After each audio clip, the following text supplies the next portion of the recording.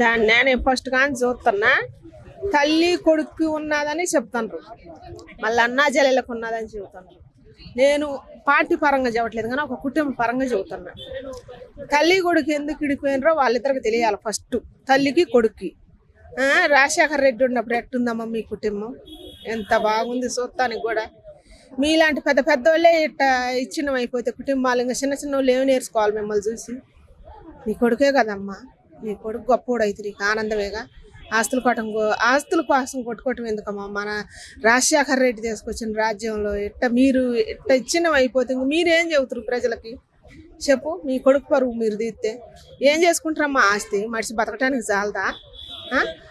బిడ్డ ఒక దిక్కు అయిపోయా, తల్లి ఒక దిక్కు అయిపోయా, కొడుకు పలసదనం అయిపోతున్నాయి. మన కొడుకు కోసం మనం ఎంతైనా చేయాలి కానీ ఇట్లా చేయకూడదు తల్లి. నేనైతే అది కుటుంబ పరంగా చెబుతాను నేను.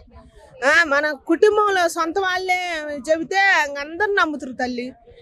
కుటుంబంలో తీసినంత పరుతుక్కు పని బయట వాళ్ళు చేసినా కూడా నమ్మరు. కానీ మన కుటుంబంలో చెబితే ఒక తల్లి చెప్పినా, ఒక చెల్లి చెప్పినా, ఒక అక్క చెప్పినా నమ్ముతారు, ఊకనే నమ్ముతారు.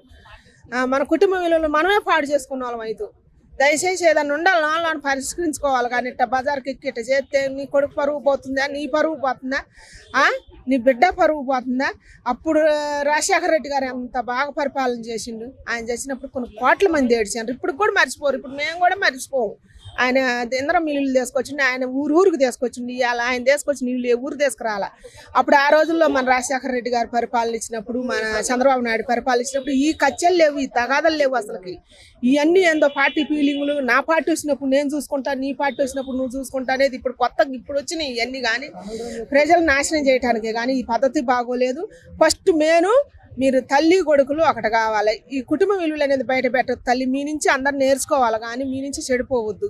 నీ కొడుకు పరువు తీర్తి నీకేమద్దు. ఏం చేసుకుంటాం మనం ఆస్తి?